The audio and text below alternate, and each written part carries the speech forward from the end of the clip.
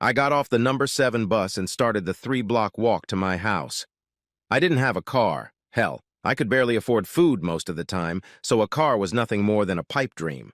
I didn't have an education either. My parents moved the summer after 6th grade and never bothered to enroll me in a new school.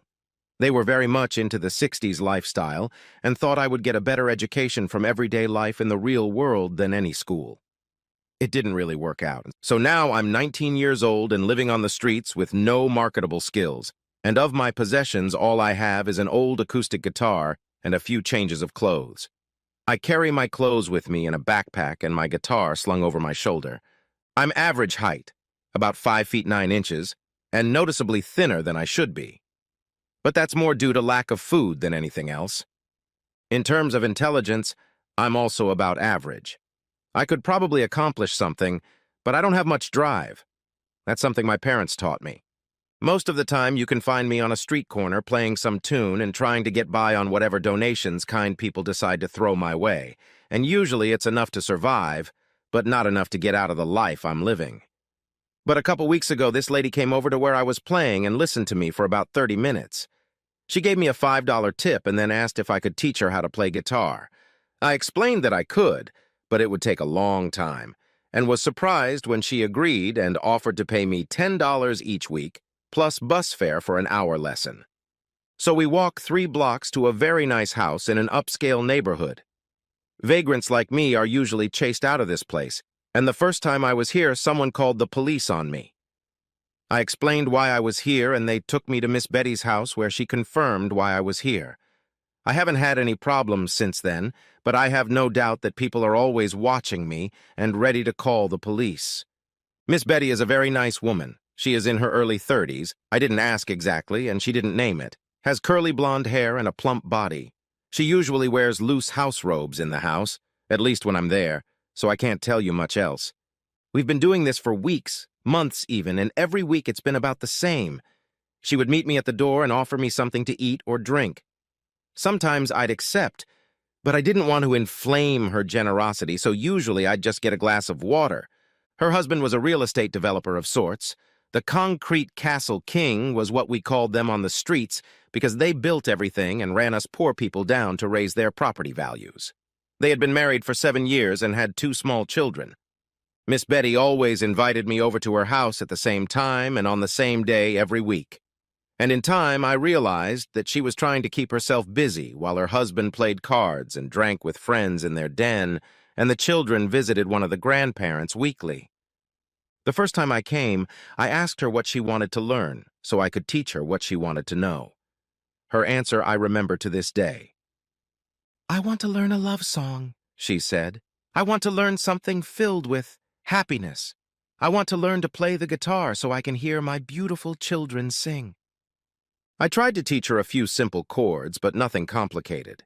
She learned them well, and we tried learning an easy tune, but I realized she wasn't really drawn to it. I got the feeling that she was a very lonely woman and was more willing to pay for my company than anything else. We spent a lot of time just talking. She constantly questioned me about my life, both as a child and now that I found myself on the streets. I had a whole bunch of hobo stories piled up, and I told her one after another. We talked about the dreams we each had when we were young, and she tried to convince me to keep chasing mine. I promised I would, but they were empty promises. I knew I would never be anything in life, and I didn't think it was worth trying. She told me about her life as well. She loved her husband, but he spent most of his time with his business associates. She was raising the children, and he was the breadwinner. This was not an uncommon attitude these days. She was single most of the time, and when she mentioned this to her husband, he brushed it off, explaining that his job was to provide for his family, not to take care of the children, and certainly not to keep a grown woman company. He did his part of the job and expected her to do hers.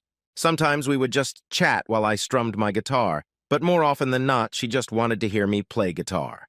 I was always afraid of being too loud since her husband was in the next room.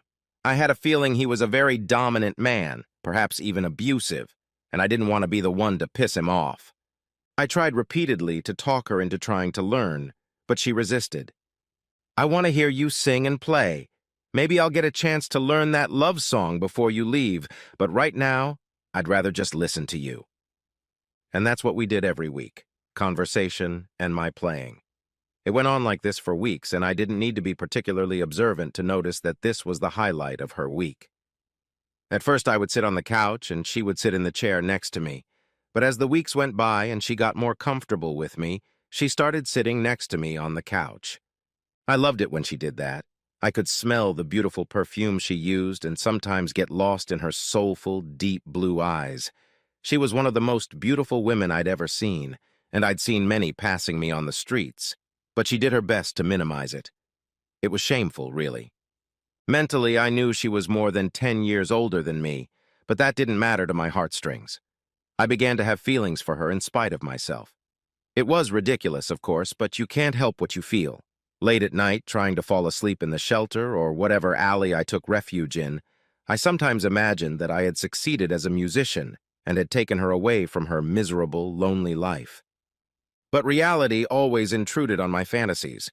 I knew I was nothing more than entertainment for her. Sure, she was well off financially and loved her husband despite the way he treated her. No, it would all remain just a fantasy. And so I knocked on her door again. At first, I thought everything was the same, but I quickly realized one very significant difference. There was not a sound coming from the den, not a sound at all. If she realized that I knew about it, she didn't say anything, but offered me something to eat and drink, as she always did. When my husband wasn't home, I felt a little braver and asked for a sandwich plus my usual water. Her smile said she was pleased with my request, and she went into the kitchen to make it. We talked while I ate. I deliberately avoided questions about her husband, and she never once broached the subject. The mood in the room had clearly lightened with his departure, and I wasn't about to spoil that good mood. Finally, she asked me to turn on some music, and I just started playing. Usually, I tried to talk her into picking up the guitar and giving it a try, but today was different, and I didn't bother this time. After each song, we talked some more while I decided which song to play next, and then I played that one too. When the house was empty, I really let go of my inhibitions, started singing louder and really immersed myself in the music. At one point, my voice started to give out, and a glance at my watch showed that I had been singing, playing, and talking for almost 5 hours. Her husband hadn't shown up once. I set the guitar aside in exhaustion and couldn't even bring myself to speak. My voice was tired and exhausted. Miss Betty looked concerned, as if she wanted to say something but just remained silent. The silence, as they say, was deafening. By now, Betty was sitting next to me, putting her foot on my leg. I don't think she had ever sat so close to me before, and the feel of her body next to mine, even though we were both fully clothed, sent goosebumps running through my body. I had mentioned before how beautiful her eyes were, but I had never seen them so close. They were so expressive, and it was those eyes, more than anything else, that seemed to be trying to tell me something. I felt a little uneasy. I could definitely feel my heart beating and could swear I could hear hers too. I looked into her eyes and felt myself being drawn in. There was something about the way she was looking at me that wouldn't let me look away. I felt like I needed to run and hide, but there was nowhere to run, even if I could somehow get away from her. I guess my gaze must have told her something too, or maybe she was just tired of waiting for me to do something, because after a few minutes, she just stood up. She started unbuttoning the clasps on her house robe, and it wasn't until a few seconds later that I realized she was naked underneath. When she was halfway done, I could see the sides of her exposed heavy breasts. She undid the last clasp, and the homemade robe fell to the floor. I could hear her breathing getting heavier as her arousal began to build, and my body responded in kind. Taking my hand, she led me down the hallway until we reached the master bedroom. We walked further and went into the bathroom, where Betty opened the shower door and turned on the water. As it warmed up and I took off my socks, I stepped into the shower and enjoyed the feel of the spray washing away layer after layer of dirt from my body. God, I swear I've never been so clean. She soaped up a bar of soap and scrubbed every inch of my body. She even washed my hair. I had never experienced anything like that before.